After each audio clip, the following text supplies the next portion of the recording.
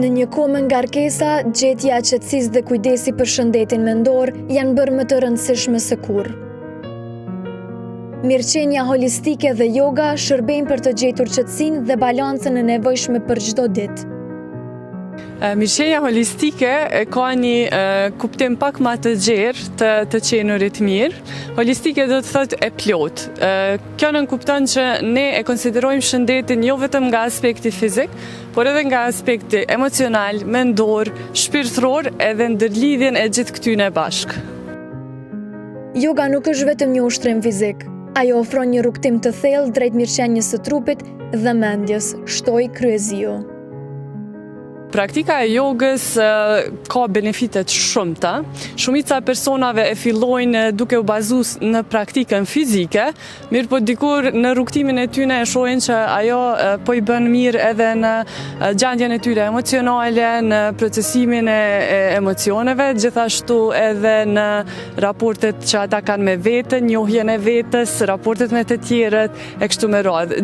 Yoga mundemi me thonë që është një prej praktikave më të mira që i shërben mirëqenies tonë holistike. Ushtrimi fizik është veç një pjesë e jogës, ndërsa yoga është një filozofi e cila na mëson se qysh me jetu mirë na me veten edhe me tjerët. Sipas mentorës, shumë njerëz hezitojnë të provojnë diçka të re, por yoga është praktikë që mund të përshtatet për secilin, pavarësisht moshës apo nivelit fizik. Personat në fillim hezitojnë që të provojnë diçka të re, gjithashtu e kanë atë pikpyetje nëse kanë me mujtë me i bo ushtrimet që yoga i prezanton në mënyrën e duhur, po gjithmonë i këshillojmë që ajo është e fundit që ka rëndësi, e rëndësishme është deri në pikën ku ju nuk lëndohen edhe nuk e shtyni veten me bo diçka që trupi ju nuk e mbështet, ndërsa si praktik mandej dhe ata e kuptojnë që qëllimi është krejt dikun tjetër, të qenurit mirë pas seancës në çdo aspekt dhe pjesa fizike mbetet vetëm një pjesë shtesë e kësaj praktike.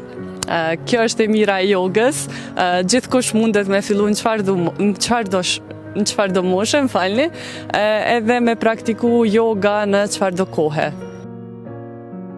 Ushqimi është i rëndësishëm, gjithashtu dhe mënyra se si trajtohet trupi pas ushqimit. Ka po aq rëndësi sa vetë zgjedhjet e ushqimit, shtoi trajnerja e jogës. Natyrisht ushqimi është një ndër shtyllat kryesore të qenurit mirë.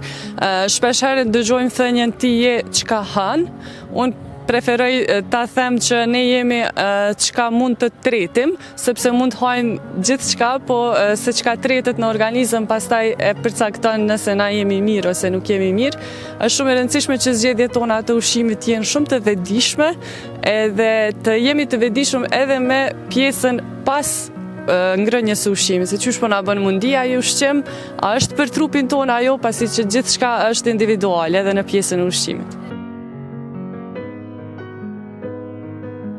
Unë si mentore mirëqenies holistike i adresojmë problematikat kudo që personi ka nevojën që ta mbështes veten për me u ndje ma mirë, siç i përmenda gjitha aspektet ma herët, po edhe kur është pjesa e ushqimit mundohemi që ta gjejmë rrënjën e problemit, pse ka ardhur deri te ajo problematik, jo t'i shërojmë simptomat përmes medikamenteve apo përmes fasadimit të asaj simptome, po mundohemi me gjetë ku ka qenë problemi, e shpeshherë problemi është në zgjedhjet e stilit të jetesës, e ato mandej mundohemi mi ndryshu për me ndryshu edhe rezultati.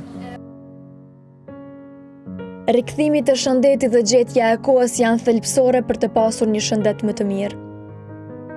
Me u rikujtu që shëndeti është gjaja më e rëndësishme që na e kemi, edhe gjithashtu me pa jetën nga një perspektivë më e gjerë, mos me u fokusu shumë në atë rrugtimin tonë ngushtë për me vazhdimisht me qenë mas punëve dhe të ngarkum, po me arrit një farë balanci brenda ditës, edhe nëse arrim brenda ditës, atëherë shohim që edhe brenda një periudhe më gjatë kemi një jetë më të balancume.